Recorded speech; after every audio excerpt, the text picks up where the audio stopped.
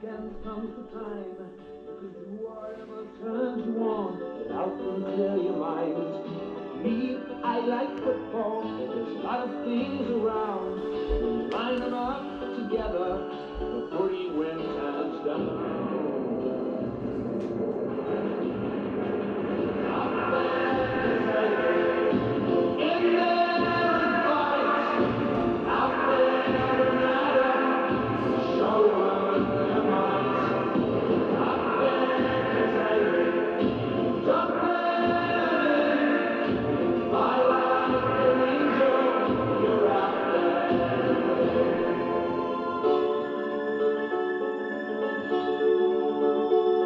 There's a lot more things to football than really meets the eye. There are days when you could give it up, there are days when you could fly. We either love or hate it, depending on the score. When the team run out or they kick a goal, how's the mighty roar? Ladies and gentlemen, welcome to the 1984 A1 Grand Final of the South Australian Amateur Football League. Today's game promises to be one hell of a game. It's played between the champions, Riverside, against the team that has not played an A1 Grand Final for 38 years, Greek. And as their name says it, they are a tough bunch of guys. This game promises to have everything. It'll have pace, it'll have high marking, it'll have the handball, it'll have the bumps and the crunches. But every player in the Riverside team has been tuned to perfection by their captain and coach, Nolan here. This game promises to be a little bit different than the normal grand final. It promises to have an attitude from both of the business clubs that are involved. In fact, it's been many, many years since two business clubs have played off in a grand final. To my recollection, the last time was in 1976, when Flinders Park played Paynham at Richmond Oval. As far as today's game goes, there has been some changes to the Riverside team. I'll read you the side, and I'll read it from the back line. Steve Kerrison in the back pocket, Bob Willoughby at full back, Marty Martinovic in the other back pocket. Half back line, Stephen Green, Darryl Ashby, and Kimmy Kretschmer. The centre line is a well-known player to all the people in Port Adelaide, Chloe Hesse. Vinnie Labrani in the centre, and what a tough guy this Vinnie is. He takes a lot, but by God, he gives it all back. On the other wing, we had Jeffrey Manuel, the state representative this year. On the half-forward line, unfortunately, Peter Williams, the star player of Riverside team, has torn a hamstring, and he will not play in today's grand final. This year, Peter Williams has kicked over 75 goals from a half-forward flank, and he's going to be sadly missed by the Riverside team. But he has been replaced by a little bloke called Pedersen, who is tough, he's dynamic, and when he gets the ball, he does something with it. On a centre half-forward position has gone to Lawson, who will line up there today, with Grant Montgomery, the captain, on a half-forward flank. The full-forward line will be Mark Hoffner, David Simons, and Ivan Coles. The first ruck will be Stephen Milne, Noel Lanier, and Greg Hamilton. Sitting on the bench, we will have Jeff Provis, and I'm not quite sure on the other player that's sitting there, but we'll soon find out. I think it is Lee Salgomini who's sitting on the bench as 20th man. We'll certainly find out when the teams line up. The one thing I want to say is that I approached the Greek club for their team, and understandably they didn't want to give it to me. So the team I am going to give you from Greek is one that I believe will line up in such a position as I announce. From the back line, Stephen Milstead. Full back, Bob Targer, and the other back pocket will be Chris Gritch. Half back line, Tim Preston. Centre half back, Kim Gerlach. And the other half back flank, Peter Darby. The centre line, Chris, well, he's got one of those Greek names and it's very hard to pronounce, but I call him Dimmy. In the centre, Peter Filippo. You all know of Peter. Been a great player in his day for West Torrens. Perhaps a little bit long on the tooth, but still a great player. On the wing will be Aaron Armon. On the half-forward line, Mick Morgan, Dragan Tasnowski, known as Tank. And on the other half-forward flank, another well-known player from Woodville, Ken Crane. The full-forward line is Clinton Giles, Donamas and Sotos. The rucks will be Richardson, Mick Kenny and Harry Stubus. The 19th man will be Johnny, number 11, and Les McDonald, number 17. That's the side as I believe it will line up. It could be different. Still, we have to start with something. The average height of the Riverside team is just 6 foot, and compared to Greek, a 6'2". So there's a height advantage there for Greek. Riverside are slightly younger than Greek. Not a lot in it, but they are slightly younger. As far as Riverside's record goes, 1980 it all started for them, under the captain and coach, well I should say just coach, Bob Peterson. And Bob took them into their first final for many, many years. In fact, I believe it was 22 years. In 1980, they played off in the first semi-final, only to find themselves easily defeated by a much stronger, much fitter and better disciplined side in Adelaide University. 1981 saw Noel Lanier come to Riverside as captain and coach. Well, the fun started from that day onwards. Noel has since then captained and coached the side into the 1981, 82, 83 and now the 84 grand final. In 81, they were narrowly defeated by Adelaide College. In 82, narrowly defeated again by Adelaide College. In 83, they thrashed Adelaide Uni. And now in 1984, the chance for back-to-back premierships, which don't happen very often. The big chances come for Riverside to set their record straight for 1980 and to put forward something that the club's been wanting for many years. In fact, it goes back to around about 1958 when they won their last premiership and entered the finals in A1 competition before the start of the 80s. So there's been a big drought in the years for Riverside, but nevertheless, the 80s have certainly been good to Riverside, and Riverside have been certainly good to their loyal supporters over the many years.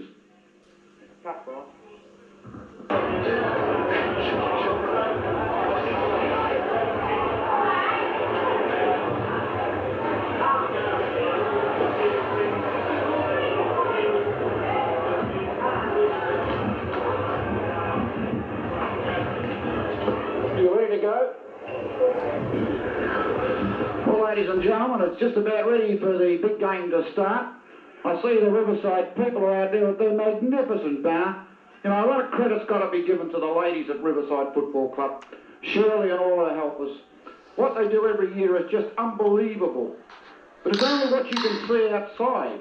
What they do inside the rooms prior to the game is something else. It's something that you've got to go a long way to see. The girls at Riverside feel very proud of yourselves because you are a magnificent body of ladies, one that a club and their supporters can be extremely proud of. The noise in the background you can hear is that of the Rosewater under-16s, who have just won the premiership. I believe it is the first time they've won the premiership in amateur league football. That's the under-16s premiership team is Rosewater.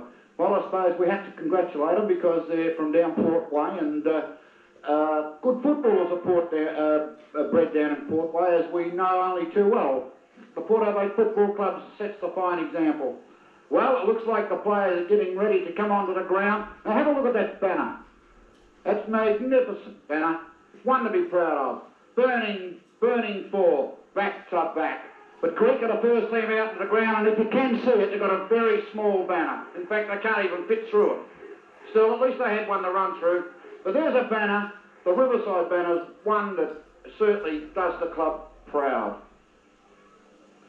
The Riverside team, as normal, will probably be late onto the ground. They're never early. But here they come, led by Grant Montgomery, the captain of the team. All the players will line up and they'll run through as a team because that's exactly what they are, a team of footballers. There they go, they're through the banner, and don't they look absolutely magnificent. I must add that this will be slightly biased, this broadcast, and I hope you can bear with me throughout the game.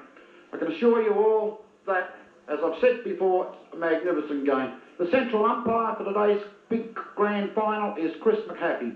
A little bit of a shock, in fact, more than a little bit of a shock. John Cranwell's performances in the 2 second semi-finals that were played were nothing short of outstanding, and yet he still didn't get the game. I was extremely surprised, so were many followers of amateur league. In fact, I can't understand how an umpire's appointment board can appoint a chap like Chris McHappy in place of John Cranwell. His performances throughout the year have been excellent. He represented the state as the umpire of the year over in Western Australia, but still didn't get the grand final. Well, we're all set now for what should be a magnificent game. Chris McHappy is running over here towards me. I don't know what for. Perhaps I've said something wrong already. No, he shot over and he's having a bit of a chat to chairman of the Riverside Football Club, Peter Cronin, well-known former test umpire. Perhaps he'll get back in it one day. He was one of the umpires on the day of the underarm bowling, one that Peter will never forget. He also didn't pay a catch that he should have, but still, he's still the chairman of the Riverside Football Club, and a very proud one at that. Secretary of the Riverside Football Club, Des Russell, is on tenterhooks. He is nervous, he is anxious. Well, so he should be. I know Doug Waring is anxious and very nervous. John Cranwell's standing down in front of me at present and looks very despondent and disappointed. He is the reserve umpire for this clash. The umpire is blowing his whistle and asking that both captains come over and toss. Richardson's there with Chris, but Grant McDonald's not in any hurry at present. He's having a bit of a kick and a bit of a loosen up, so he should. He's got plenty of time. He needn't rush. There's no need for it. He's got 4 quarters of football to rush in, so he needn't rush at the moment. Just hold it at that point.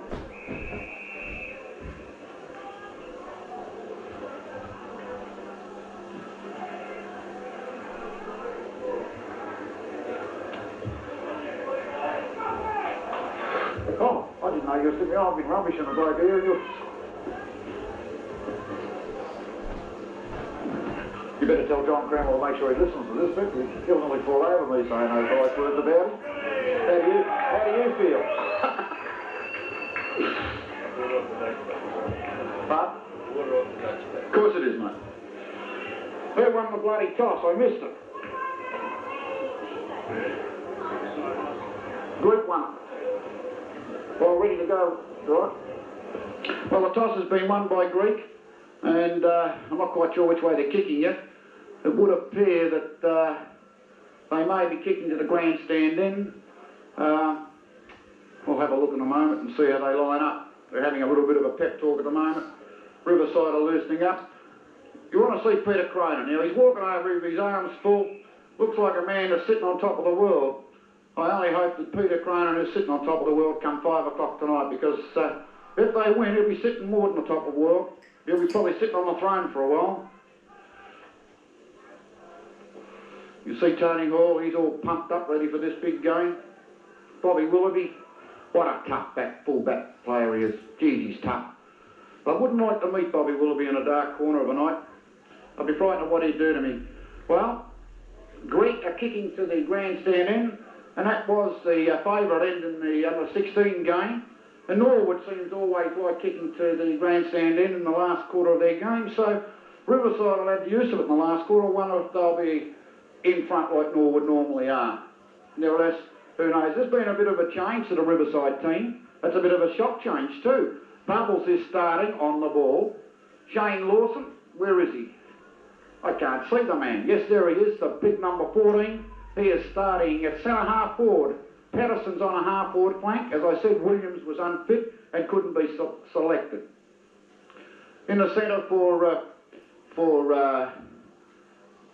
Greek, we have Filippo, who's a great footballer. You know, you can't take it away from him. But by gee, he's showing his age with his grey hair.